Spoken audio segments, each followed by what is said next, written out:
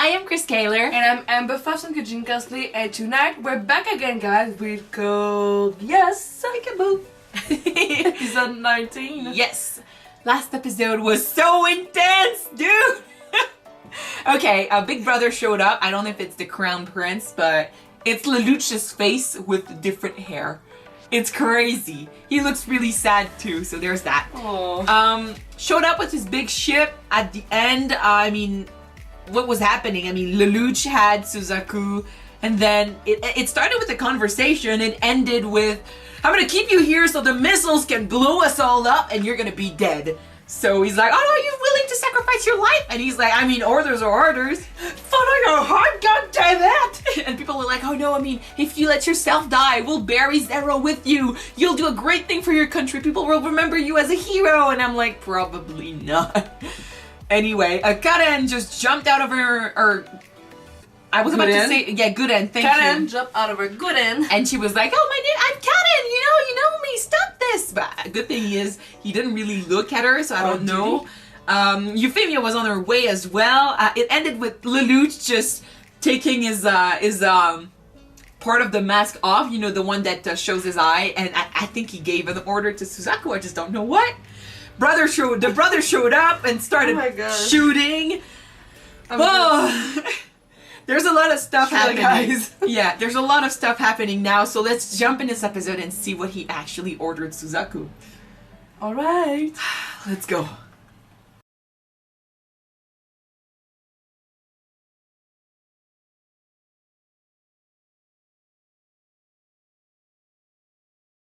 Oh my god! Oh my god! So, he said live. But by doing so, he went against what he was technically fighting for, against every order that he received, and now he's with accusation of mutiny. Yeah, but I mean, they're gonna help him out. Like, Euphy's not gonna let him go. Still. But, it actually breaks my heart a little bit. This is something you wanted to do for him, like giving him a reason to live by having him protect Nunnally, to order him live, and it saddens him, sorry, because he didn't want to force him to do that. But out of all the orders he could have said, he just basically said, live. So now his friend will do everything in his power to survive. He'll stop, like, I'm guessing the order is like, I wonder if it was a one-time thing or if it's always going to be like this. But from now on, if it's always going to be like this, he'll stop being reckless. It's actually a good thing for him. The only sad thing is that he's being forced to do this. It didn't come from him, so. And Euphemia guessed that Lelouch was better. This also breaks my heart. Like, he's so nice with her, and then she has to.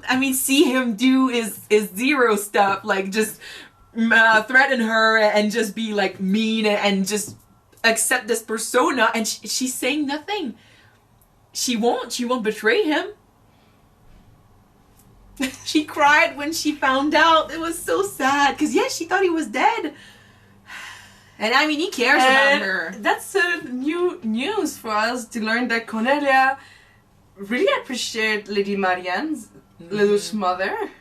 They were not hated by every single one of their siblings. It's just that Lelouch sees this as they've been casted away. Like, they've been cast away, they've been left behind and left for dead almost, and no one actually cared enough to help them out. But they don't, I don't think he realizes that they've been lied to as well.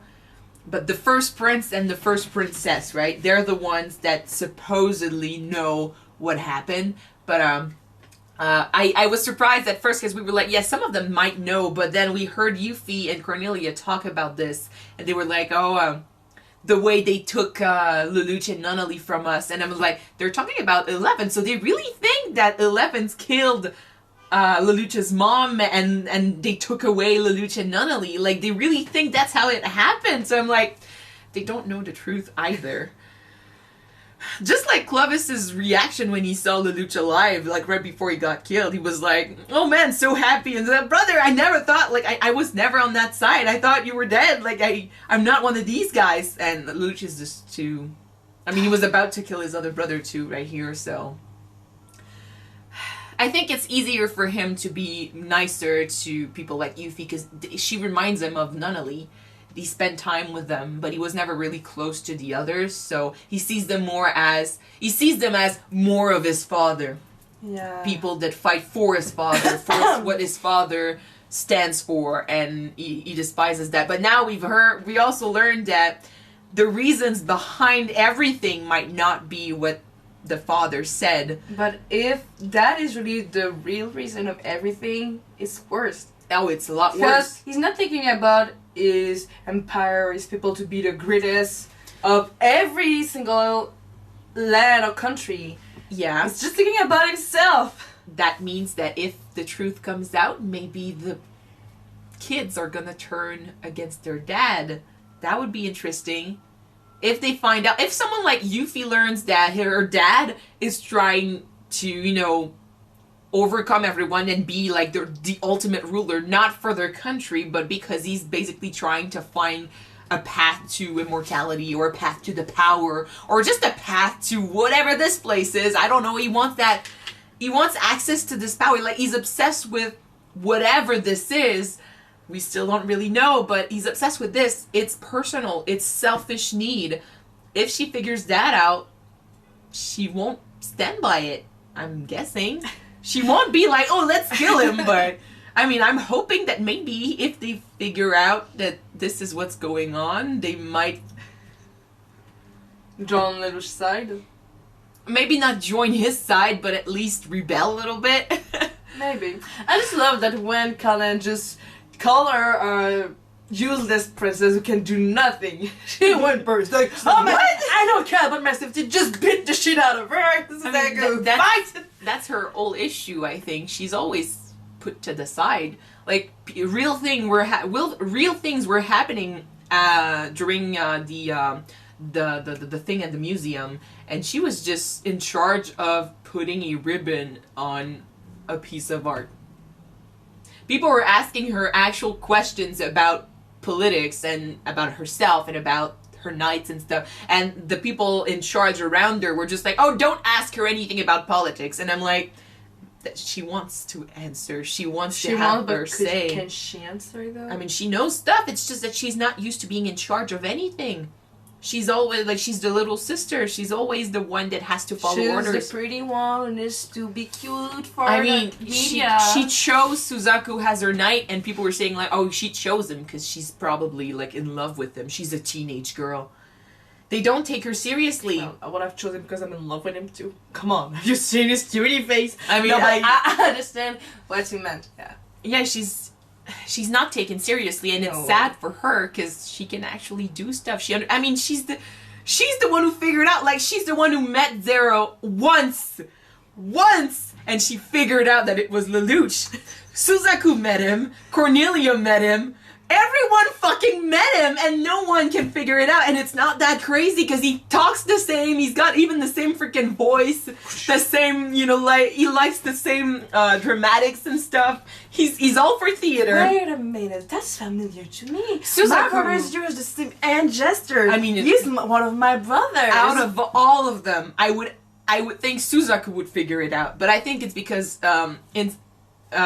compared to Suzaku, Euphy sees good in everyone. She tries to see the right side of every single person she meets. So when she met Zero, she was like, I can see how bad of a person he is, but I can also see why he's doing this. So she's trying to see the good in him. So it's not that crazy to imagine it could be her brother. Whereas Suzaku sees Zero as the ultimate evil. So he's like, this guy, no way he's my friend. You can see the person I despise the most being his most closer friend. Yeah, he's kind of, even if they sound the same, look the same, act the same, he's not going to associate the two because he refuses to see his friend as someone like that. Because he's ultimate evil, Yep. It was nice to have a little chat with Karen.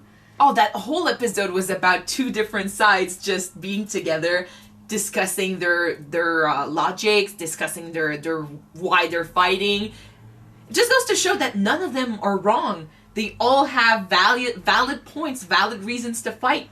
It's just that circumstances and war put them on different sides, and now that they've chosen their side, You they know need what to I would fight. like for Suzaku to get inside his head sometime?